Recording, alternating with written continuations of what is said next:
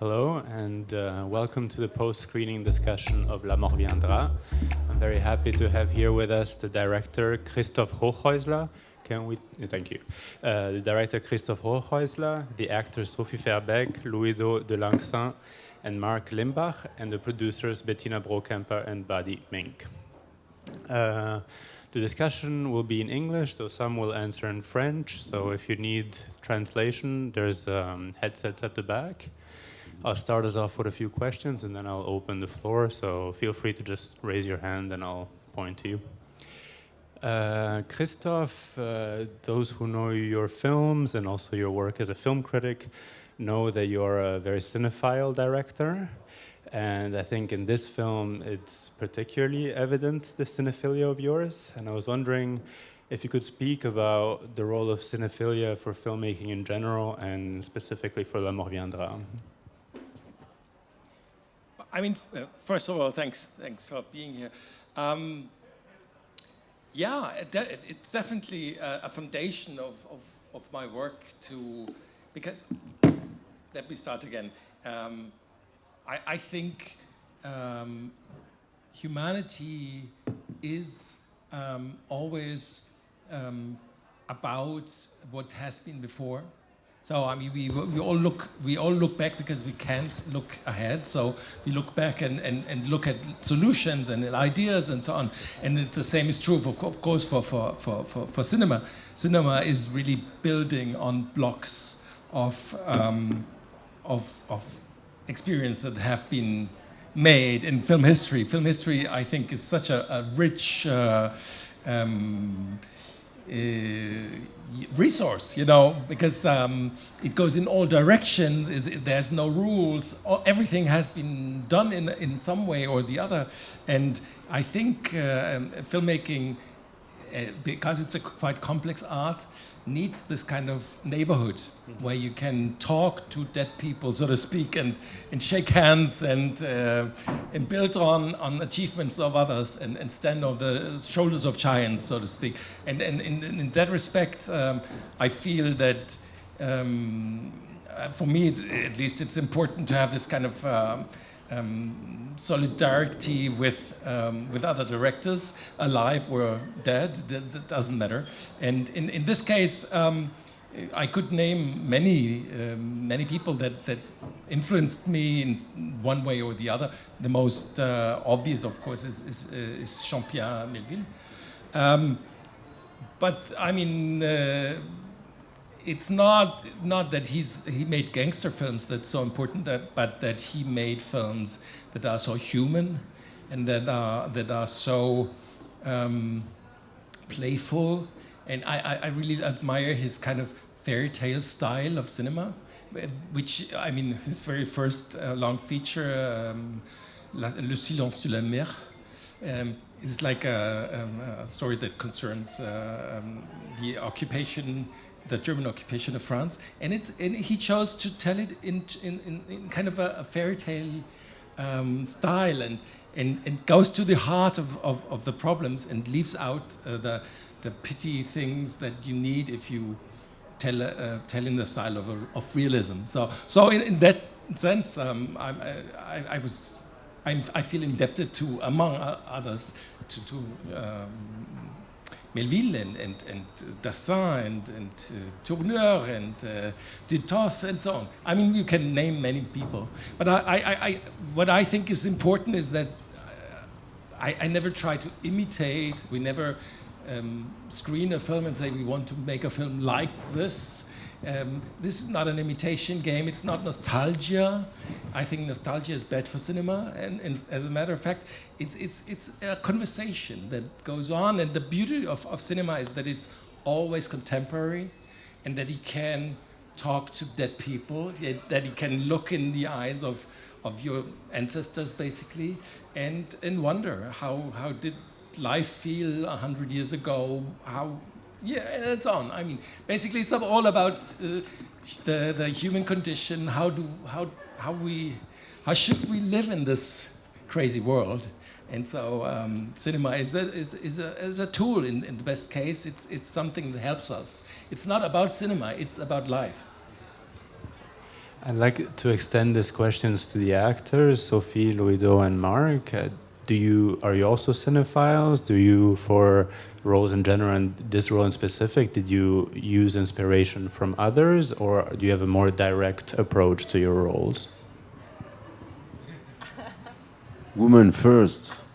Je peux parler en français ou? Oui, oui. No equality here. No equality. Just you, Luido. Oh, thanks.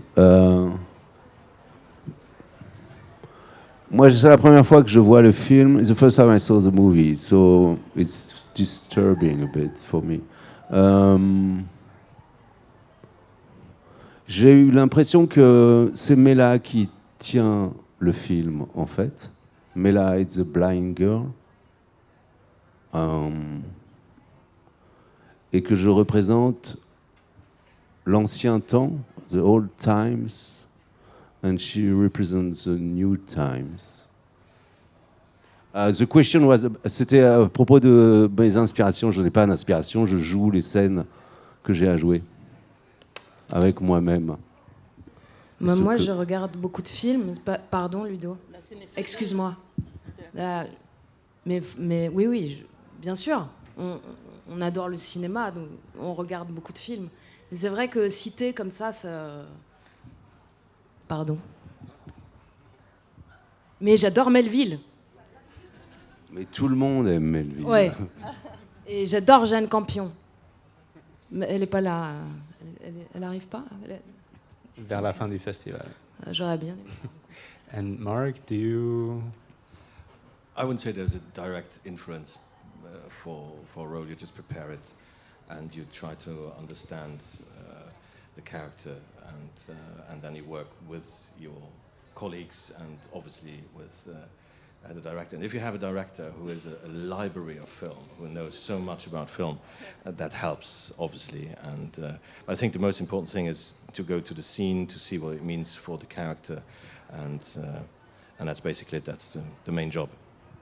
Nous, on a vu Hitchcock. Vous avez vu Hitchcock ou pas? Moi, j'ai vu Cronenberg aussi, Hitchcock, Melville. J'en oublie? Hochhäusler, moi j'ai vu. Hochhäusler. Je dis bien? Ouais. In case we have any questions from the audience, just raise your hand. Since you brought up nostalgia, I thought we could pick up on something that you mentioned this morning at the press conference, Christoph. that a big theme in this film was the end of an era, the end of a world, and the film is suffused with a very strong melancholy. And nostalgia, of course, is a close, problematic relative of melancholy. And I was wondering, when you were writing the film, when you were directing the film, whether nostalgia was a theme that you were grappled with, or something that you were consciously avoiding or moving around. Yeah, I mean, the question is what is the difference between melancholy and nostalgia? And I would say nostalgia is it's like the urge to leave out parts of history in order to adore it. You know, I mean, I never believed that the past was greater than contemporary culture. I totally understand that you want to, that some people want to look back and say everything was great, you know. But for me, the beauty is really to look at what changes, and it's absolutely okay to be sad about what's going, you know, and even a cruel culture that is represented by this Charles Marc character, it has its beauties, you know. So I think it's important to keep in mind what is going, while be open for what's coming. I mean, in a way, you know, at least that's how I use cinema. I want to understand about the time I'm living in, and because I have a lot of questions, how this world ticks, and cinema can be a tool. Basically, it gives you the artificial sensation to be able to look at things that you can't see if you are inside the situation, so to speak. And if we accept that cinema is this tool, this social tool that gives us also something to talk about, to fight about, and then it must look ahead and must be concerned about new things also. I mean, there has to be a balance between the old and the new, and I hope we found it. Well, relating on this role of cinema that you're discussing now, you recently wrote an article for the film magazine EPD Film about gangster films. It was actually about other gangster films, but there is a line in the article that I think applies quite well to this one. I translated it. It goes, a good gangster film only acts out the violence that is already present as potential, and thus leaves it open to our analysis. In this regard, could you maybe speak about the specific violence that you were addressing with La Mort viendra? I mean, basically, it's like with earthquakes. Things, and the volcanoes or the earthquakes, they erupt because two tectonic plates are moving. You know, I mean, and I think this tectonic shift in the political landscape, like post-war order, so to speak, is very palpable. I mean, it's. I mean, every headline now is basically about the end of something, in my opinion, at least. So it might also have to do with my age. But yeah, I mean, so I think definitely something is ending, and all the geopolitical themes are exploding right now, and that's not by chance. So I think, yeah, of course, I mean, a gangster film today is also, in a way, a reflection of that. I mean, we have lots of gangster politicians at the moment, you know, in all countries basically, and they fascinate us, and they appall us, and they make headlines, and we are concerned about this, and so I think gangsters are very close to contemporary culture at the moment. Do we have any questions from the audience? hand raise? Come on. Well, I'd like to take the opportunity that since Bettina is here, because the role of the producer can mean many different things, and often as a viewer, one isn't quite sure what a producer does. And you and Christoph have a very special relationship in that you have worked on 6 films together, which is quite extraordinary. So I wanted to maybe, if you could highlight a bit your role, your special relationship, and yeah, the special aspect of it. I think the producer role is not defined because every project needs different things. Christoph and I enjoy working together, and so we keep doing it, which is really nice. And we have similar taste, I would say. So that's good. No, but the role really changes. In this case, I was not one producer alone. I had very wonderful co-producers. Buddy is on the panel, Alexander is sitting there, Joseph is there, and it needs an effort of many people to make a big production like this happen. And to survive in the jungle of financing for also, together we are stronger. And I think every film needs something different. So my role is not, or the role of a producer is never the same. So sometimes you're very involved only in the financing and the organization. Sometimes you're more involved also in the creative part. It changes. So there's no one answer to this question in my world. And I think I always see myself as a little bit like a midwife, you know. I try to help to make this film to be born, and I do what's necessary so everybody involved can do the best that they're able to do. I think I totally agree. There is this trust, and this means that we can tell each other what we think, what we really think. You think this is so important? No, this is more important. You know, I mean, there can be a discussion. And actually, this part of our collaboration, like talking about projects and about stories and what they mean or in what direction they could go, is the most important. And unfortunately, and I really regret that producers in our days are so consumed with tasks that are actually minor, you know. I mean, it's such a waste of talent in Bettina's part. But no, because a lot of bureaucracy is to be, basically solved, and there's a lot of dumb stuff.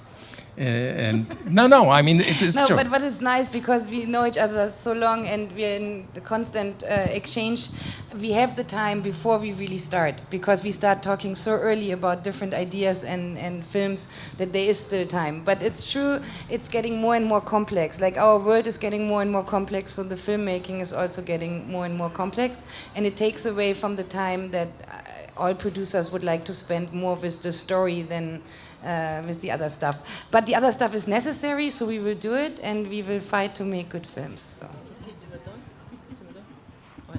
Et cette fois-ci, c'était la première fois que Christoph. It was the first time that Christoph changed the language of the movie, and so everything was in French. So he needs French actors, and he needs locations in Brussels and Luxembourg, and so we could be also a part of this to help out with this, because. All your films before have been in German, yes, and it's a complete other casting then, yeah. Yeah, it was a challenge, and I of course, you need partners that you can rely on, and to also to ask silly questions about what's normal in a different country. You know, I think that's majorly important in working together, is that you're not afraid to ask stupid questions. And it's, it's really important that you feel comfortable to call and say, look, I'm thinking this and this, am I right? And it's really important, and this trust is the core of every collaboration, I think, that you don't have to feel that you're alone, and you can call somebody and they help you with answers if you don't have them. And it needs so a big courage to change the language for a filmmaker. It's very rarely. Yeah, I know Haneke, but he changed also. It was a big challenge, and you had the courage to change. It's actually amazing. I mean, Belgium is a neighbor, Luxembourg is a neighbor, but we had so much explaining to do. Why would you go over the border? Just there's a wall. 15 kilometers, you know. I mean, like, it's amazing. I mean, we have this Europe, but actually, film is still thought very nationally, and I am a big fan of filmmakers like Max Ophüls, who worked in 5 languages and made his best films probably in French, you know. So I mean, I think Europe should be more open, and the doors should open more often. And I think, of course, I mean, I'm a German filmmaker. I'm not pretending to be a Belgian filmmaker or Luxembourgish, and I don't want to lose my voice in this new environment. But I think it's absolutely interesting, also, for example, for a German audience to see a perspective from other, from others on their own countries. For example, I mean, like Saleh as a filmmaker from Iran in the 70s who came to Germany and brought this unique perspective. I mean, this kind of... there goes the dictionary again. This happens to you all the time when you talk to Christoph. Sorry. No, it's super. I like it very much. It's very typical. You talk about one thing and then it's like the whole cinema comes up, the whole cinema history comes up, and it's beautiful. And Sophie, for you, it was how was it to work with a German film? C'était génial justement de partager le plateau de jeu avec des acteurs d'origine étrangère, parce que je trouve que c'est une manière de redécouvrir le langage, de l'entendre en fait différemment, et de fabriquer des choses, je sais pas, sur un territoire vierge, d'avoir plusieurs cultures comme ça. Et les acteurs sont fabuleux, je trouve. Bon, c'est pas très intelligent ce que je vous dis, mais on a eu le choc de la projection, alors c'est un peu comme de retomber, vous voyez. Oui, vous voyez. Ce qui est bien de travailler avec un metteur en scène allemand, c'est qu'il ne vous parle pas beaucoup, parce qu'il ne parle pas très bien le français. Donc, il ne nous dit rien. Et... Ça, c'est pas vrai. Si, mais non, je sais, pas vrai. Je plaisante un peu. Il dit Ludo, il ne faut pas l'écouter jamais. Mais par contre, moi, ce que je trouve intéressant, d'ailleurs, j'ai un petit mot à faire passer aux directeurs d'acteurs, de tout pays confondu. Ne parlez pas trop, la caméra... Ouais, ok. Ne parlez pas trop aux acteurs, en fait. Parce que nous, on n'est pas intelligents sur le plateau, on est vraiment dans les sensations. Donc en fait, 1 mot, 2 mots, ça suffit. Rien de plus. Et Christophe, ce qu'il y avait de bien avec lui, c'est que je le comprenais. Il disait plus d'air. Et je sais ce que c'est clair. Donc... It's true. I mean, for me, as you have seen, I like to talk. And this was actually also welcome in directing, that it was more difficult for me to talk, so I could reduce my directing. and it was actually a good thing for me, because you question yourself, what's actually the important thing to say? You know, I mean, is it really necessary to have this wonderful metaphor and this citation or whatever? No, it's not necessary. It's not what the scene is about. So you can be simpler and yeah. But of course, I mean, I had these wonderful actors who are so generous and open. I mean, for me, it's very important to cast a film. I did the casting with Ulrike Müller, like always, and have surprises, and not to be like, not to get exactly what I have imagined, but to be surprised and to be a spectator myself on set. And in that sense, it was a great joy to watch these wonderful players here. And it's not just the language, but also the city of Brussels plays a very prominent role. And I wonder, as a foreigner, how do you get to know a city? How do you immerse yourself in a way that you can represent it in this way? I mean, I look at it as someone who doesn't know it very well, of course. So in a way that helped me to bring the fiction alive, I think, because when you don't know the city so intimately, you can't but project your fantasy and speculate about people. You walk the streets, and I'm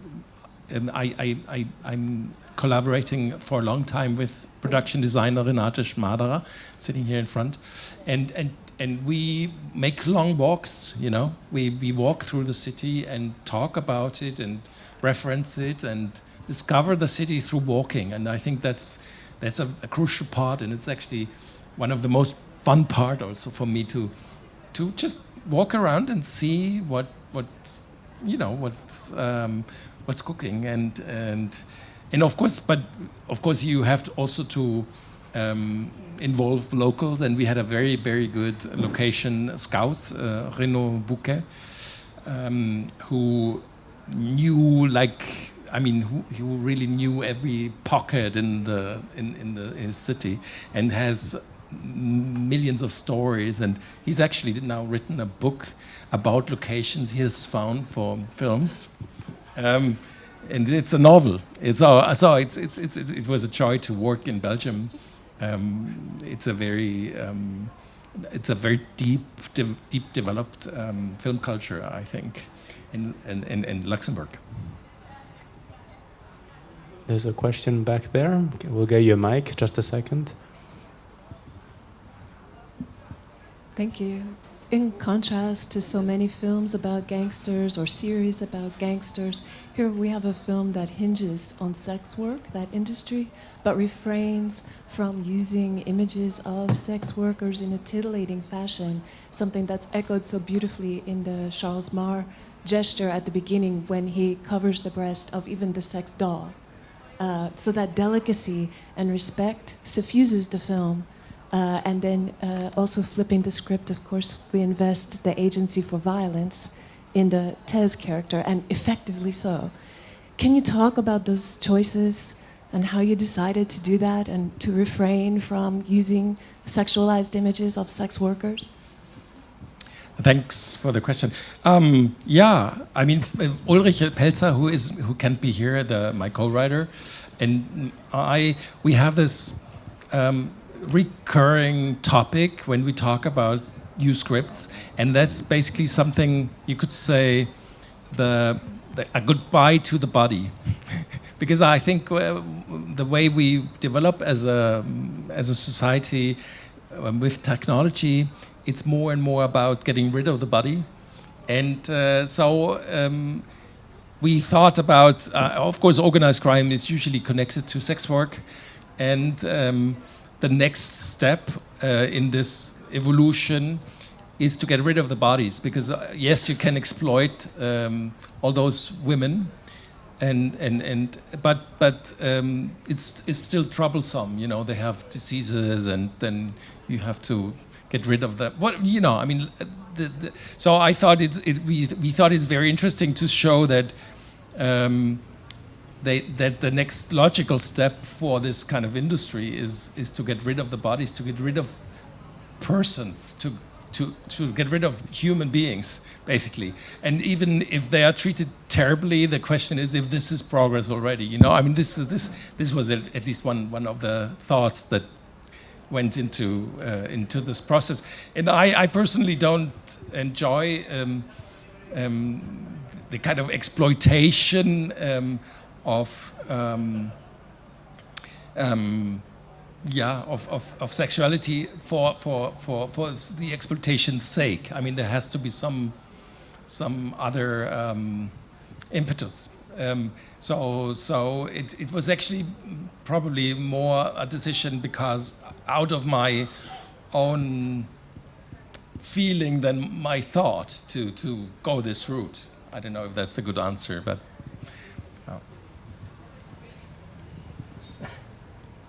We have time for one more question if someone wants to. Oh, we have two. Okay, we can make two. Yes, I just have a question about the writing of the movie. How you came to this idea and how actually, if the movie changed a lot from the beginning of the writing, the first version and the last cut, if there was like, because the movie gives a lot of lectures, different lectures. So actually, I just thought how much it was changing when you have all the images, when you have finished the shooting, and how you can give because you can give a lot of lectures about it. So, if maybe. Yeah, I mean, when we started writing, we had a proposal for a totally different story actually, and then, I mean, we had set up like this Mort character, and then we understood that he needs some kind of a counter balance, and then we realized, I mean, once this test character came into being, we realized that we can't do everything we want with this character because the character has this own life or something. This is something most magical probably in the process of writing for me, that you can't do everything to a character. I mean, the character says, stop, no, I'm not doing this, and this is ridiculous, you know, I mean, this kind of thing. So, yeah, it's a process, and you find out about your own story. I mean, you're not in control. I never feel that you are in control of course, I try to, I want to, but you're not really in control of the spirits that go through this process. Yeah, but if you take it from the first draft to the shooting draft, not so many things changed anymore, I think. Because, last scene, la dernière scène, parce que tu l'avais pas écrite cette dernière scène. But Christoph, once there is a first version, it's very true. What changed, and that's my fault because our fault, we didn't find enough money. We had to cut some scenes that we couldn't shoot because we lacked the finance. I think that's always where I'm blamed for. No. The Italians. There were scenes with the Italians, and I was under the impression that we didn't really need the Italians, and we couldn't afford the Italians, so... Italians are too expensive all the time. Mais du coup, c'est une force abstraite, ça. It was a beautiful scene, but it was a very expensive scene. So that was one to go. I think you changed the order of certain scenes, no?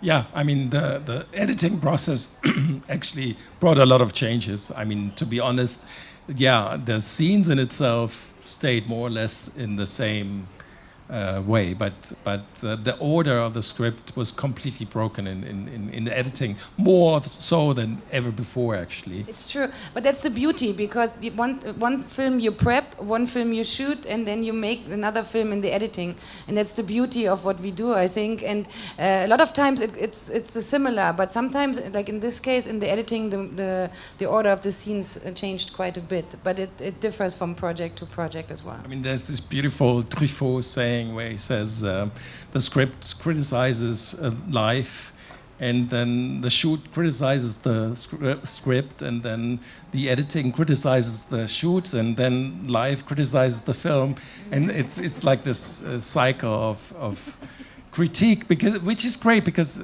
we are trying to build new images and new expressions and try to find out what's going on, and this is not, you can't just be right about something. It's more like one step, and then maybe another one can make the next step to something. Yeah. There was a question there, the man in the back. Yeah, you chose a female actor as a leading actor. Why didn't you want to be more radical and have more bad guys, female bad guys in the film?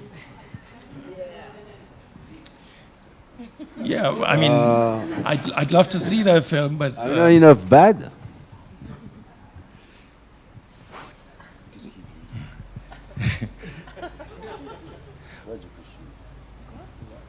I think it would have been a different film because, as Christoph explained, there's tectonic changes going on. So there's an old world which is masculine and patriarchic, and there's a new world. So by making more female characters in it, it probably would change the story. That's my answer. So.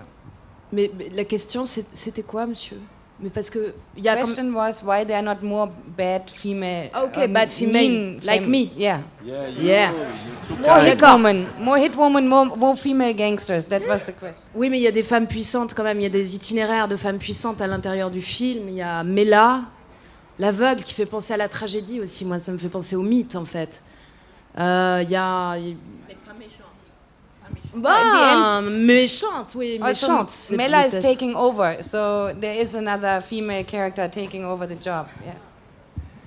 Personne n'est méchant dans ce film. Non, mais même Luido, c'est un salopard et on l'aime bien. Moi, il me touche parce qu'il arrive à la conscience et puis cette expérience de la solitude, quand même, parce qu'il a une. Je sais pas, il y a quelque chose de son humanité qui transparaît. C'est pas qu'un salopard. C'est vrai. Oui. Vous n'êtes pas d'accord?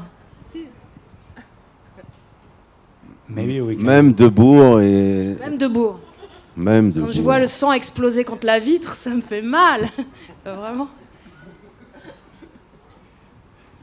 Ouais, c'est parce qu'il est intolérant au gluten, c'est pour ça. Maybe we can close by discussing the coda of the film, because I found it interesting that Sophie mentioned just now that this didn't exist before. Yes, that's true. But how did it evolve? Was it during the shooting that you came up with it, or how did it materialize? It was my editor's idea. The ending, yeah, because he felt that we need to kind of close the story of Mela, because she has become so important. One reason is that Delphine Bibert, who played it, was so incredibly interesting, so that he had this feeling and he argued for it that we have the desire to see her again, and so that's how it came about actually.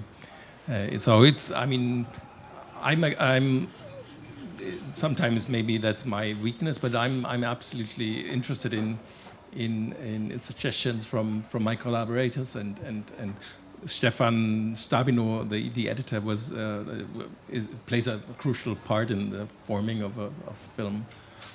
So that's his contribution. I mean, among other things. Yes, he has made as many films as I have with Christoph. Mela is something like the double of Mort. The feminine part. Well, and alive. Thank you so much for this discussion. Thank you all for coming, and a great festival to all. Thank you for your presence. You.